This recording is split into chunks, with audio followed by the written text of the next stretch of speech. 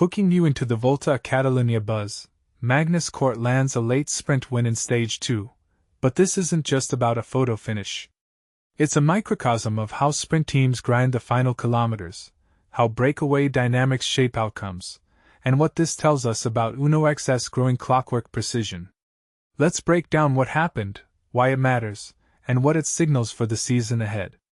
The stage in a sentence: Figueres to Banyoles, 167.4 kilometers, a slog of early lap climbs, a stubborn breakaway, and a chaotic finish where the peloton dusts off the plan and lets the sprint do the talking. Cort's win didn't come from a sudden surge alone. It came from patient positioning, flawless team choreography, and a final push that felt rehearsed in the best possible way. Uno X didn't just ride their plan. They engineered the exact conditions for Cort to explode at 150 meters to go, with Anders Skarseth and Anton Charmig threading the needle in the dying kilometers. What's the bigger picture? It's a reminder that sprint victories are rarely solo efforts.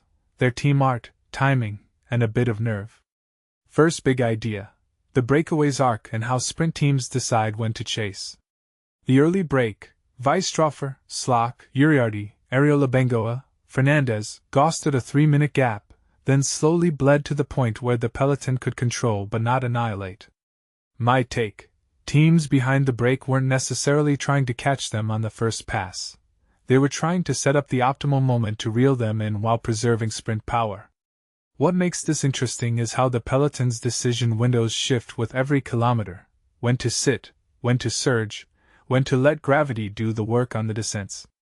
In other words, the race is less about who wins the break and more about who times the catch and who has the legs for the final dash. A deeper angle: Weisstroffer's ascent points and sprint points show the complexity of intermediate goals within a single stage. The race becomes a chessboard of points, and the sprint outcome hinges on which player controls the tempo in the last 10K. Second idea: Uno X's sprint choreography as a masterclass in hit-and-move finishing. From the moment the break is reined in, Uno X positions Cort for the final kilometer like a well-rehearsed relay.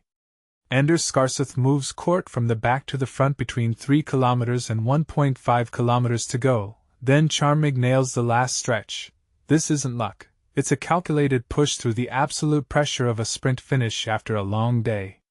Personally, I think this shows two things: first, Uno X's growing sprint literacy, and second, the importance of mid-race logistics, how a team's internal communication and micro-adjustments can flip a race in your favor. What many people don't realize is that the final sprint is a fusion of accelerative power and dozens of tiny tempo calls in the previous kilometers. If you take a step back, you see a blueprint for how a smaller team can outthink bigger squads on a pure sprint day. Third idea: the role of positioning and the second wave of attackers. Ivo Oliveira's late attack with 350 meters to go put the pressure on, but Cort had the space and the decision-making clarity to strike at the perfect moment. The sweep of teams, Alpecin People Tech, Uno X, UAE, then consolidated into a sprint train with Cort as the final beacon. What this suggests is that sprint opportunities aren't won in the last 200 meters alone. They're shaped by how teams manage the peloton, how they respond to late moves, and how they protect a lead in position through the final technical kilometers. A detail I find fascinating is how the lead-out rider's last-ditch positioning, not just the final sprint, determines the outcome. It's a reminder that execution is a chain with many links, and one weak link can derail a podium.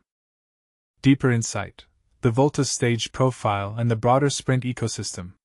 A 1,900 meters of elevation and a single third-category climb might appear gentle for sprinters, but it's enough to thin the field and tighten gaps. The longer descent to Banyoles creates opportunities for chaos and mistimed accelerations. Those are perfect for teams who can keep a skeleton of a sprint train intact and then unleash a decisive punch at the moment of maximum clarity. This race is a microcosm of how sprint dynamics are evolving: smaller teams sharpening their tactical play, bigger teams balancing risk and reward, and sprinters who need not only raw speed but a deep understanding of when to take the wheel, when to slide back, and when to go. If you look at Cort's victory in that lens, you're watching a trend. The line between supporting cast and lead sprinter is blurring as teams centralize control in the last kilometers. Closing thought: what does this win say about Cort, Uno X, and the season ahead? Cort adds a first Catalunya stage to a growing palmarès, implying not just speed but a maturity in sprint timing. For Uno X, this is another data point in their case that a well-oiled sprint model can punch above its perceived weight in a World Tour calendar that's increasingly competitive. From my perspective, this is less about a single sprint and more about a strategic statement. The era of the lone sprint star is tempered by the rise of teams that can choreograph the final kilometer with surgical precision. A bigger question for fans and analysts: as more squads invest in sprint farms and mid-race planning, will we see more stages decided by the micro-decisions of 1 to 2 kilometers to go rather than the absolute punch at 200 meters? The answer, I think, ties back to how much teams value redundancy in their leadouts, and how much riders trust those tiny tempo shifts in the closing hours of a long stage. If you're watching this for the takeaway, here's the bottom line. This isn't just Cort sprinting faster than Isidore, it's Uno X showing a blueprint for sprint dominance through teamwork, timing, and relentless position awareness.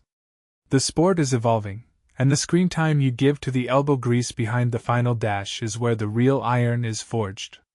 Would you like me to break down another stage with the same approach, or extract a quick, viewer-friendly breakdown reel outline you can use for a video thumbnail and hook?